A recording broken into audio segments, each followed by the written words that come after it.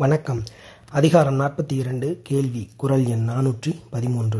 செவியுணவிற் கேள்வி உடையார் அவியுணவின் ஆன்றோரோடொப்பர் நிலத்து. இந்த குறள் என்ன சொல்ல வர்றாங்கன்னு பார்க்கலாம்.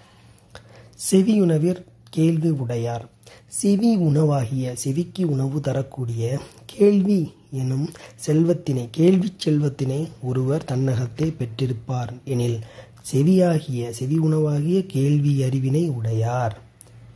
யாருக்கு ஒப்பாவர்ன்றதை அடுத்து சொல்லியிருக்காங்க.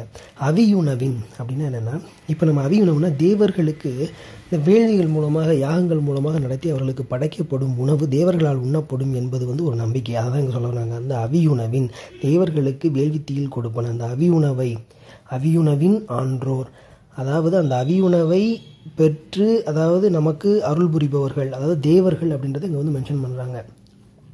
அவியுணவின் ஆன்றோரோ டொப்பர், அவரோடு ஒப்பர் நிலத்து, அவர்கள் பூமியில் வாழ்ந்தாலும் ஆன்றோரோடு ஒப்பிட்டு அவர்கள் மதிக்கப்படுவர் அப்படின்றாங்க. இங்கே ஆண்டோர்கள் யார்? தேவர்கள். அதாவது கிறிஸ்பா என்ன புரிஞ்சுக்கலாம் அப்படின்னா, செவி உணவாகிய கேள்வி அறிவினை உடையவர்கள் இப்பூமியில் வாழ்ந்தாலும் அவர்கள் வேள்வித்தீயினால் கொடுக்கப்படக்கூடிய பொருள்களை பெற்று நமக்கு அருள் புரியக்கூடிய அந்த விண்ணுலகில் வாழக்கூடிய தேவர்களுக்கு ஒப்பாக கருதப்படுவர் அப்படின்னு எடுத்துக்கணும். அதை தான் ரொம்ப அழகாக திருவள்ளுவர் இந்த குறளை சொல்லியிருக்காங்க. செவியுணவிற் கேள்வி உடையார் அவியுணவின் ஆன்றோரோடொப்பர் நிலத்து.